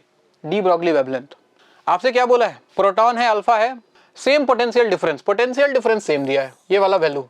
तो लेमडा किस किस बात पे डिपेंड करेगा, lambda is proportional to h तो कांस्टेंट है, 2 कांस्टेंट है, यानी कि 1 by under root m into Q, mass into charge. तो लेमडा प्रोटॉन का लेमडा अल्फा के साथ ratio, lambda p by lambda alpha, क्या लिखोगे आप, अंडर रूट में mass of alpha charge of alpha divided by under root में mass of proton charge of proton. चलिए तो अंडर रूट में मास ऑफ अल्फा को हमने क्या लिया था, 4 इन टाइम्स मास ऑफ प्रोटॉन, और चार्ज ऑफ अल्फा हो जाएगा 2 टाइम्स चार्ज ऑफ प्रोटॉन, और नीचे m और m e कैंसिल हो गया, ये वैल्यू देखो √8 आता है, √8 का मतलब 2√2:1, √8:1 डायरेक्टली गिवन है, ऑप्शन नंबर डी। तो डी ब्रॉगली वेवलेंथ से बहुत सिंपल सा सवाल। Question number 35, what is the ratio of shortest wavelength of Balmer series to the shortest wavelength of Lyman series. अच्छा लाइमन बामर वाले सवाल या पढ़ा होगा फॉर्मूला आपने, 1 by lambda equal to R Z square into 1 by n1 square minus 1 by n2 square. देखो shortest longest में क्या है, अगर जस्ट बगल वाले से ट्रांजिशन हो, ठीक है, n इक्वल टू 1 पे है, n इक्वल टू 2 से ट्रांजिशन 1 पे होता है, तो that is shortest wavelength, sorry that is longest wavelength. और किसी ऑर्बिट में अगर इन्फिनिटी से ट्रांजिशन होता है दैट इज शॉर्टेस्ट वेवलेंथ। तो शॉर्टेस्ट वेवलेंथ के लिए n2 का वैल्यू इन्फिनिटी होता है, ध्यान रखना है, और n1 जो है सो है, जैसे हम बोल रहे हैं बामर की बात करें, बाल्मर सीरीज की, तो बाल्मर के लिए क्या लिखोगे आप, n1 का वैल्यू लाइमन बामर, n1 का वैल्यू 2 हो जाएगा, n2 इन्फिनिटी हो जाएगा, निकाल लो, 1 by lambda बामर are Z square, Z तो 1 ही रहेगा, 1 बाई n1 हो गया 2 स्क्वायर, n2 इन्फिनिटी रखोगे तो ये 0 बन जाएगा, तो लेमडा बामर उल्टा कर दोगे तो ये वैल्यू आएगा 4 बाई आर। सिमिलरली लाइमन की बात करते हो, अगर शॉर्टेस्ट ही बोला है ना भाई, हाँ शॉर्टेस्ट ही बोला है, लाइमन की बात करोगे तो n1 का वैल्यू 1 और n2 इन्फिनिटी, तो ये वैल्यू आएगा 1 by lambda Lyman is equal to R into 1 by 1 square minus 0, तो लेमडा लाइमन का वैल्यू आएगा कितना, 1 बाई आर, और दोनों को अगर डिवाइड कर दें हम, lambda Balmer divided by lambda Lyman, तो 4 by R divided by 1 by R से गया आर, 4:1, और 4:1 ऐसा लग रहा है ऑप्शन नंबर ए में दिखाई दे रहा है, तो ऑप्शन नंबर ए करेक्ट है। ठीक है बात, ये था सेक्शन ए। अब आ जाओ सेक्शन बी में। क्वेश्चन नंबर 35, पहला सवाल बहुत सिंपल है इसलिए कर रहा हूँ। Two nuclei have their mass numbers in the ratio 1:3, the ratio of there nuclear density. देखो ऐसे ही सवाल है ये, इस बार न्यूक्लियर फिजिक्स में बहुत ज़्यादा है नहीं पढ़ने के लिए, अल्फा बीटा गामा डी के रेडियो एक्टिविटी वगैरह हटा चुका है, तो ऐसे सवाल आने की, या फिर मास एनर्जी वाला सवाल आ जाए, mass energy equivalent C = mc²। आप जानते हो कि डेंसिटी जो होता है वो कांस्टेंट होता है। जब हम डेंसिटी का एक्सप्रेशन निकालते हैं ना, मास बाई वॉल्यूम, तो मास नंबर जो होता है वो कैंसिल हो जाता है और डेंसिटी हमेशा कांस्टेंट आता है। और डेंसिटी कांस्टेंट आने के कारण मास नंबर से कोई फर्क नहीं पड़ेगा। रेडियस पूछता तो बिल्कुल फर्क पड़ता, तो इसका आंसर आएगा 1:1। Density is always constant, density जो होता है वो कांस्टेंट होता है न्यूक्लियस का। तो ये d1/d2 इसका आंसर आएगा 1:1, ऑप्शन नंबर बी 35 के लिए। दिस इज क्वेश्चन नंबर 36 में ये डेंसिटी वाला सवाल है। डेंसिटी कांस्टेंट होता है न्यूक्लियस का, तो मास नंबर कुछ भी हो अगर उसके डेंसिटी का रेशियो निकालोगे तो 1:1 आएगा। 36 था ये, ऑप्शन नंबर बी। अब आगे बढ़ रहे हैं हम क्वेश्चन नंबर 37 की तरफ।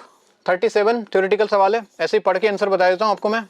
बोल रहा है in N type silicon which of the following sentence is true. N type semiconductor में सबसे पहले कुछ बात याद रखो कि नेगेटिव चार्ज कैरियर्स ज्यादा होता है, यानी कि मेजोरिटी चार्ज कैरियर्स जो होता है वो इलेक्ट्रॉन्स होता है, माइनॉरिटी होल्स होता है। और इसमें जो डोपिंग होता है वो पेंटावैलेंट इंप्योरिटीज में ऐड किया जाता है, ठीक है, पेंटावैलेंट। अब पढ़ लो, इलेक्ट्रॉन्स आर मेजोरिटी कैरियर सही है, ट्राईवैलेंट एटम्स आर डोपेंट गलत, इलेक्ट्रॉन्स आर माइनॉरिटी कैरियर वैसे ही गलत, होल्स आर माइनॉरिटी कैरियर सही है, पेंटावैलेंट एटम्स आर डोपेंट बिल्कुल सही है, ऑप्शन नंबर सी। बाकी पढ़ने की जरूरत नहीं है।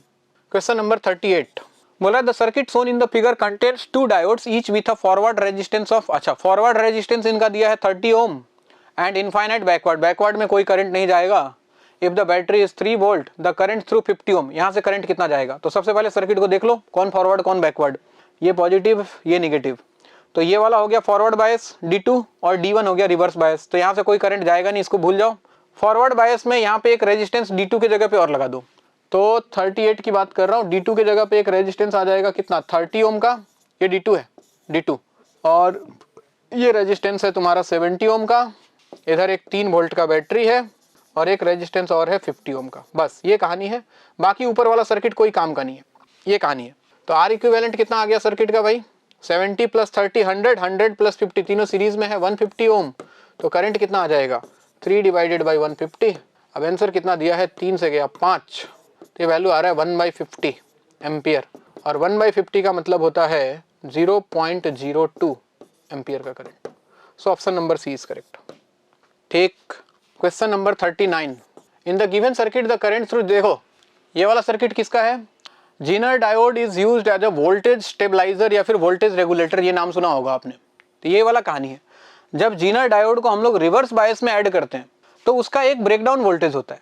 तो ये जो 10 वोल्ट लिखा हुआ है ना, this is breakdown voltage. Breakdown voltage में क्या होता है, अगर तुमने वोल्टेज 10 वोल्ट या उससे ज्यादा कर दिया तो इस डायोड का ब्रेकडाउन हो जाएगा और इसके अक्रॉस वोल्टेज कांस्टेंट हो जाता है, और इसके अक्रॉस वोल्टेज कांस्टेंट होने के कारण अगर इसके पैरेलल में तुमने कोई लोड लगा दिया, टीवी पंखा फ्रिज कुछ भी लगा दिया, तो पैरेलल में कनेक्ट होने के कारण इसके अक्रॉस भी वोल्टेज कांस्टेंट हो जाएगा। मतलब अगर सर्किट में वोल्टेज फ्लक्चुएट कर रहा है तो इस लोड रेजिस्टेंस के अक्रॉस, यानी कि जो भी आपने टीवी फ्रिज रेफ्रिजरेटर लगा के रखा है उसके अक्रॉस वोल्टेज वेरी नहीं करेगा और ये आपका डिवाइस जो है बिल्कुल सेफ रहेगा। आ रही बात समझ में? तो यही कहानी है। आइए बिल्कुल सिंपल सा सवाल, देखो मैं एक बार सर्किट बना देता हूं। ये सवाल इंपॉर्टेंट है, हो सकता है इस बार नीट में आ जाए, आ गया तो बहुत बढ़िया, नहीं आया तो और बढ़िया, घबराने की कोई बात नहीं है। देखो जी, यहाँ पे कनेक्ट किया है आपने कितना 15 वोल्ट, 15 वोल्ट। इसका VZ का वैल्यू दिया है आपको 10 वोल्ट, ये रेजिस्टेंस है 1500 ओम, ये रेजिस्टेंस है 500 ओम। ठीक, अब देखो करंट का डिस्ट्रीब्यूशन देखना, बाकी नॉर्मल सर्किट जैसा काम करता है। अगर यहाँ से करंट गया I, तो यहाँ जो करंट जाता है उसको मैं IL बोल दे रहा हूँ लोड करंट, और यहाँ जो करंट जा रहा है इसको मैं IZ बोल रहा हूँ जीनर करंट। और I का जो वैल्यू होता है वो किसके इक्वल होता है, IL + IZ के इक्वल होता है। ठीक, तो सबसे पहला आसान चीज क्या है, सबसे आसान चीज होता है ये वाला करंट निकालना, क्योंकि यहाँ जो वोल्टेज है वही वोल्टेज इसके क्रॉस रहने वाला है, ध्यान रहे।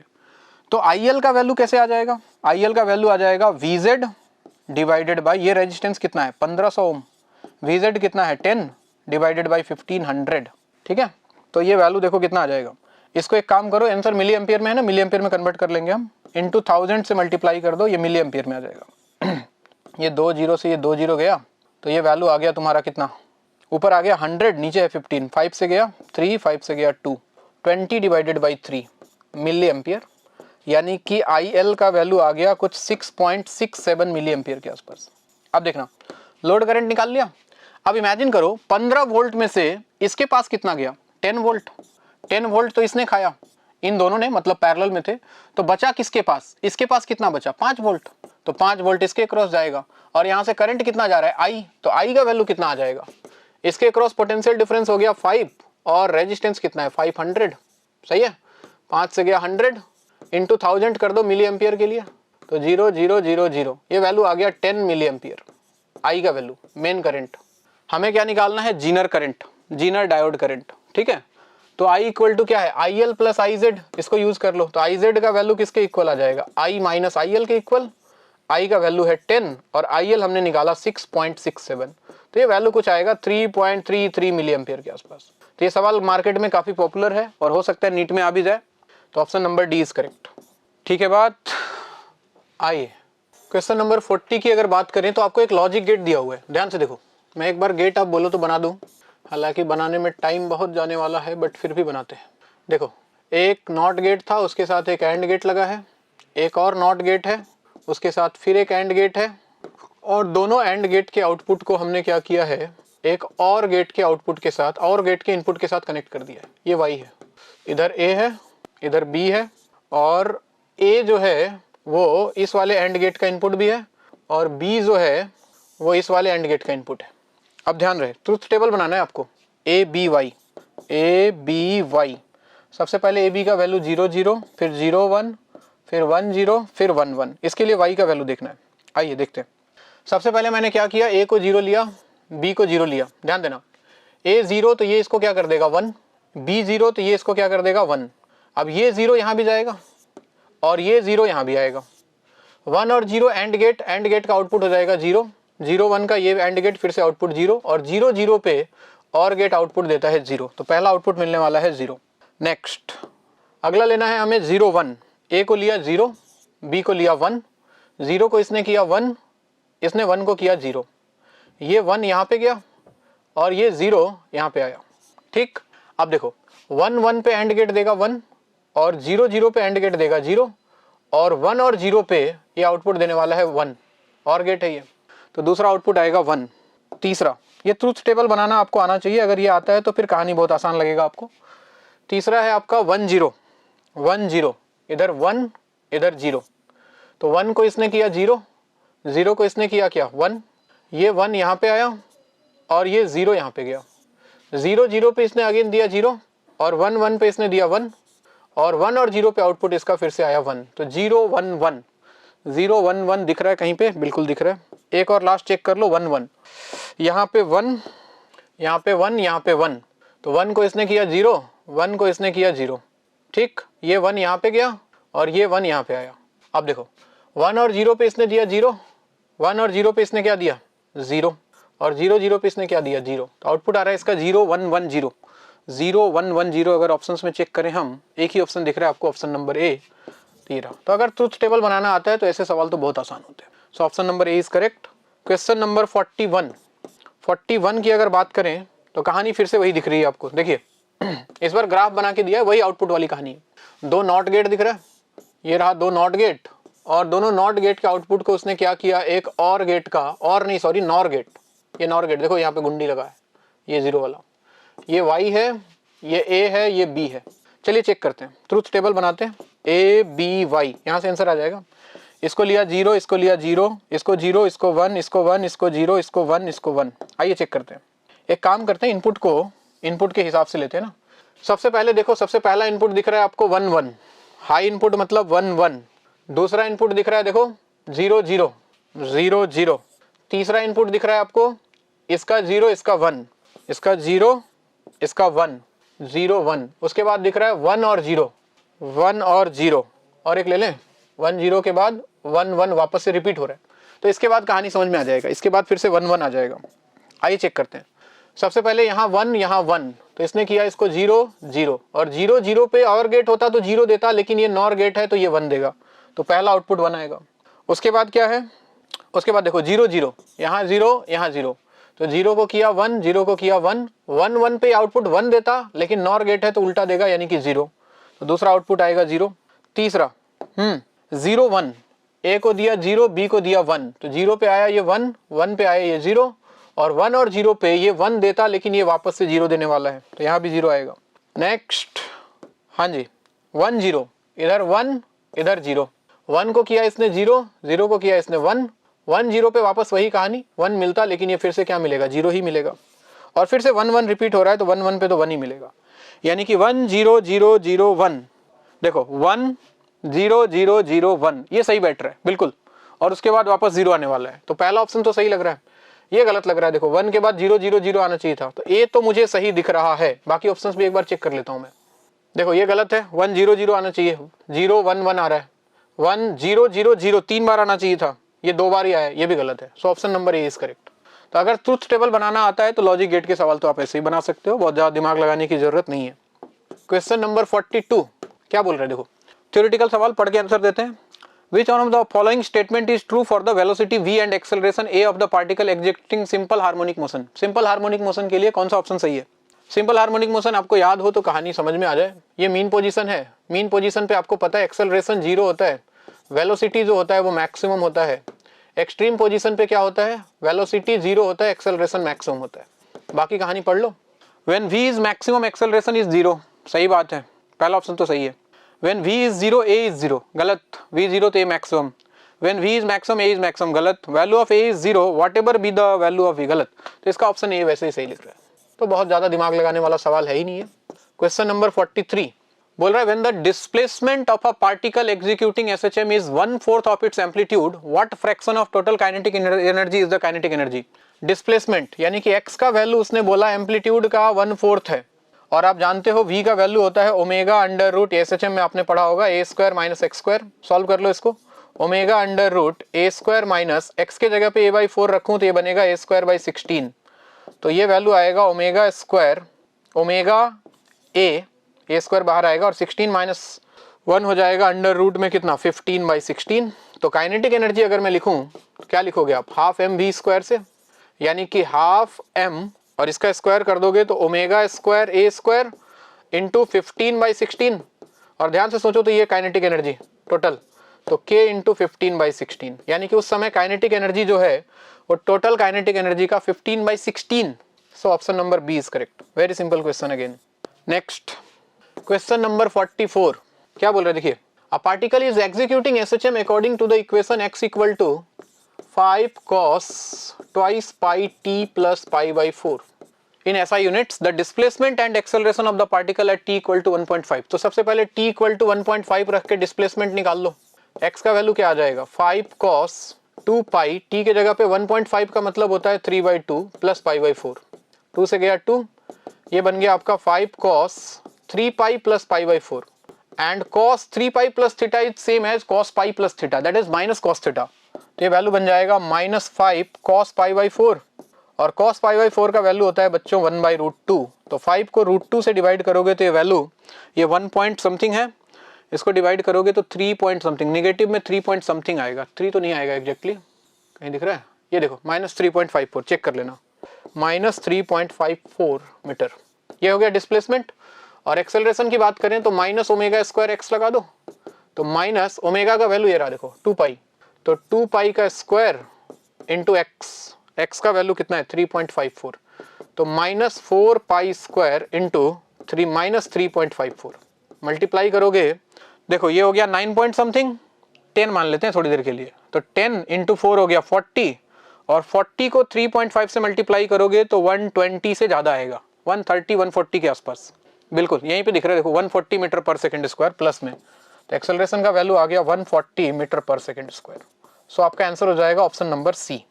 ठीक, क्वेश्चन नंबर 45 में बोल रहा है match the column 1 with column 2। अच्छा टाइम पीरियड वाली कहानी है, चलिए आइए मैच करते हैं। पहले वाले केस में देखो दोनों स्प्रिंग किस में है, पैरेलल में, और पैरेलल में आप जानते हो पैरेलल में जो k इक्विवेलेंट होता है वो किसके इक्वल होता है, k1 plus k2, simply add हो जाता है k1 प्लस k2 के इक्वल।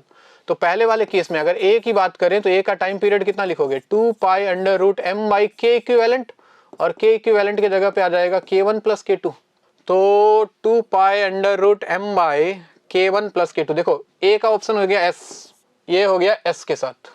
b में देखो, b में अगेन पैरेलल में है हॉरिजॉन्टल वर्टिकल से फर्क तो पड़ता नहीं है, लेकिन इस बार दोनों k है। अगर दोनों k है तो k इक्विवेलेंट किसके इक्वल आएगा, k प्लस k, यानी कि 2k के इक्वल। तो टाइम पीरियड मिलने वाला है आपको 2 pi under root m divided by k equivalent के जगह पे 2k, तो 2 pi under root m by 2k r। तो b का आंसर क्या हो गया, r।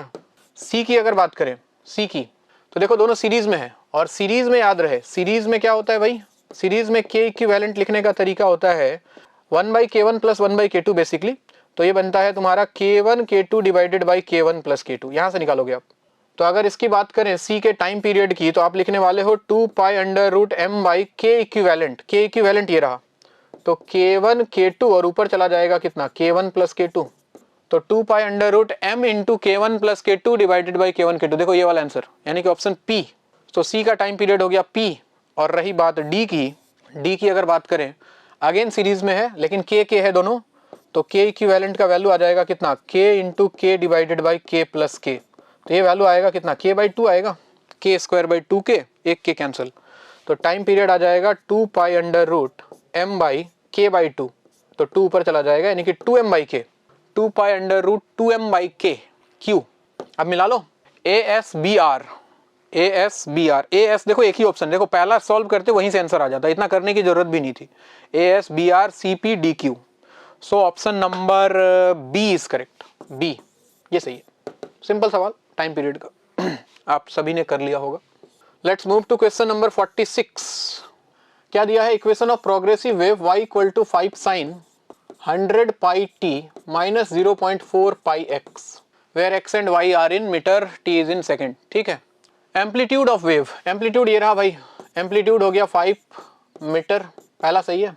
फिर बोल रहा है वेवलेंथ लैम्डा, यहाँ से निकालो, ये k है, देखो k x, तो k का वैल्यू दिया है 0.4 पाई, और k को हम लिखा करते हैं 2 pi by lambda equal to 0.4 pi, pi से गया पाई, लैम्डा का वैल्यू आएगा 2 डिवाइडेड बाई 0.4, 20/4 यानी कि 5 मीटर।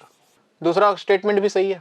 फ्रीक्वेंसी के लिए ओमेगा को यूज करो, ओमेगा का वैल्यू दिया है 100 पाई, ओमेगा को लिखा आपने 2 पाई F equal to 100 pi, pi से गया पाई, फ्रीक्वेंसी आ गया कितना 50 हर्ट्ज, ये भी सही है। Third statement is also correct. The velocity of wave, velocity के लिए आप यूज कर लो ओमेगा बाई के, ओमेगा का वैल्यू कितना था 100 पाई, और के का वैल्यू कितना था 0.4 पाई, पाई से गया पाई, 4 से गया 25, 250, ये भी सही है। तो कुल मिला के सारे सही है, all are correct, option number D. Simple सवाल, इलेक्ट्रोमैग्नेटिक वेव हो चाहे वेव हो, ऐसे एक सवाल तो आते ही है, तो आप प्रिपेयर्ड रहो इसके लिए। 47, the speed of transverse wave on a stretched string is directly proportional to tension. अच्छा ये आपने पढ़ा होगा कि v का जो वैल्यू होता है under root T by mu के इक्वल, जहाँ पे म्यू जो होता है वो मास पर यूनिट लेंथ होता है, मास डेंसिटी, मास पर यूनिट लेंथ, और टी जो है वो टेंशन है, टेंशन इन द स्ट्रिंग। तो कुल मिला के v जो होता है वो directly proportional to root T होता है। तो ये बहुत सिंपल चीज, डायरेक्ट याद होगा आपको। तो डायरेक्टली प्रोपोर्शनल टू टेंशन नहीं, directly proportional to square root of the tension, option number B ये सही है। Next question number 48, a pipe 17 centimetre long is closed at one end, closed organ pipe है ना, which harmonic mode of the pipe resonates with 1.5। याद करो frequency of nth harmonic mode क्या लिखते हैं हम क्लोज्ड ऑर्गन पाइप के लिए, क्लोज्ड ऑर्गन पाइप जो एक तरफ से क्लोज हो उसके लिए nth, fn का वैल्यू हम लिखा करते हैं कितना, nv डिवाइडेड बाई 4l के इक्वल है ना, l इज लेंथ, v हो गया स्पीड ऑफ साउंड दिया हुआ है, n जहाँ पे n का वैल्यू होता है 1357, जो भी निकालना है आपको। तो आपको बोल रहा है कि जब फ्रीक्वेंसी 1.5 किलो हर्ट्ज होगा तो बेसिकली n का वैल्यू पूछ रहा है, तो यहाँ पे रख दो 1.5, fn के जगह पे 1.5 किलो हर्ट्ज, तो 10 power 3 equal to n into v का वैल्यू दिया है देखो ब्रैकेट में 340 मीटर पर second, divided by 4 into length कितना दिया हुआ है इसका 17 सेंटीमीटर में है, मीटर में बदल लो 10 पावर -2, 17 से गया 20, 4 से गया 5, यहाँ से n का वैल्यू आप देखो आपको मिलेगा 1.5 इंटू 10 पावर 3 मल्टीप्लाइड बाई ये ऊपर जाएगा 10 पावर -2 और नीचे आएगा कितना 5। ये पॉइंट उड़ा तो एक 10 नीचे आया, 5 से गया 3 और 10 पावर -3 से 10 पावर -3 कैंसल, n का वैल्यू 3 आएगा। Third harmonic, option number B. टेक सिंपल सवाल है सारे। क्वेश्चन नंबर 49 बोल रहा है the fundamental note produced by a closed organ pipe of frequency nu, the fundamental note produced by open organ pipe of same length same रखना है, बताना है फंडामेंटल में उसका फ्रीक्वेंसी कितना होगा। अच्छा, क्लोज्ड की अगर बात करें, अभी पढ़ा, n का वैल्यू 1 रख दें तो F1 इसका वैल्यू आ जाता है कितना, V/4L आ जाएगा। और अगर ओपन ऑर्गन पाइप की बात करें तो यही वैल्यू आएगा कितना, V/2L के इक्वल। तो आप ध्यान से देखो, ये क्लोज है, F ओपन है, तो आपको ध्यान से देखो तो दिखाई दे रहा है F क्लोज जो है वो 1/2 टाइम्स V/2L बन जाएगा, लेंथ सेम है F ओपन के इक्वल। और क्लोज्ड का फ्रीक्वेंसी दिया है न्यू, ये न्यू है, equal to 1/2 times F open. तो ओपन के लिए वैल्यू कितना आ जाएगा, 2 न्यू के इक्वल आ जाएगा, यानी कि 2 टाइम्स हो जाएगा सिंपली, ऑप्शन नंबर सी। और रही बात क्वेश्चन नंबर 50 की, यही पढ़ लो, समझ में आ जाएगा। In case of travelling wave the reflection at a rigid boundary will take place with a phase change of, I think आपको पता हो 180 डिग्री। अगर किसी रिजिड बाउंड्री से टकरा के वेव वापस आती है तो फेज में चेंज कितने का होता है, 180 degree phase change, that is pi radian. अगर रेडियन में बात करें तो कितना, पाई। सो इसका ऑप्शन हो जाएगा डी, क्वेश्चन नंबर 50 के लिए। तो ये था आपका पेपर आज का पेपर आसान था, मैं तो यही बोलूंगा, जैसा नीट में सवाल आता है बिल्कुल वैसा ही दिया था। थोड़ा बहुत भी मैंने इधर उधर करने की कोशिश नहीं की, लेवल को इस बार बहुत ज्यादा बढ़ाने की कोशिश नहीं की, क्योंकि लास्ट सीपीटी का पेपर जो आया था लोगों ने बोला कि सर पेपर थोड़ा सा टफ था। तो मैं ऐसा करता रहूंगा, एक बार टफ एक बार इजी, एक बार हो सकता है 2 बार टफ 2 बार इजी। आपके ब्रेन के साथ खेलने में मुझे मजा आता है, और आपका ब्रेन जो है वो मेंटली प्रिपेयर्ड होना पड़ेगा, ब्रेन को प्रिपेयर्ड होना पड़ेगा हर तरह के सवालों के लिए। कभी आसान आ जाए तो आसान के लिए आप प्रिपेयर्ड हो, मान लो पेपर टफ आ गया तो जैसे नीट में कंपटीशन डे बाय डे बढ़ता जा रहा है, पेपर कभी ना कभी तो टफ होना पड़ेगा, वरना हर साल 720 आने लग गया तो फिर दिक्कत हो जाएगा। तो पेपर हो सकता है वेरी करे, और हम लोग पूरे एनटीएस में जितने भी पेपर्स होंगे उसमें हम लोग कोशिश कर रहे हैं सवालों को उसी हिसाब से वेरी करने का, थोड़ा मीडियम, थोड़ा टफ, थोड़ा इजी, बारी बारी से कभी फिजिक्स टफ किया, कभी केमिस्ट्री टफ किया, कभी तीनों टफ किया, कभी तीनों इजी किया। तो ये वेरिएशंस के हिसाब से आपके दिमाग को हम लोग प्रिपेयर कर रहे हैं। आप हमारे साथ पढ़ते रहो, हमारे साथ पढ़ाई करते रहो। टाइम अभी बचा हुआ है, अभी क्या चल रहा है, फरवरी चल रहा है, मार्च अप्रैल, अभी भी 2 महीने 2.5 महीने आपके पास है, मन लगा के पढ़ो। बात बस इतनी है कि पढ़ोगे तो रिजल्ट होगा, नहीं पढ़ोगे तो तुम्हारा रिजल्ट कोई और लेके जाएगा। और जितना समय है उसका बहुत सही से यूटिलाइज करो। अभी वो टाइम आ गया है कि जब आप दिन में 10 घंटे 12 घंटे पढ़ाई करो, ठीक है, एकदम लगा दो, जान लगा दो, अभी वो समय आ गया है। हर चीज अगर कोई चीज बहुत कॉम्प्लिकेटेड लगता है, नहीं आता है, तो छोड़ भी सकते हो, कोई दिक्कत नहीं है, लेकिन उसके बदले में बाकी चीजें प्रिपेयर करो, ठीक है। तो ये था आज का सॉल्यूशन। बाकी कैसा हुआ पेपर आप मुझे बताना बाद में। थैंक यू सो मच, मिलते हैं नेक्स्ट एनटीएस में। Thank you.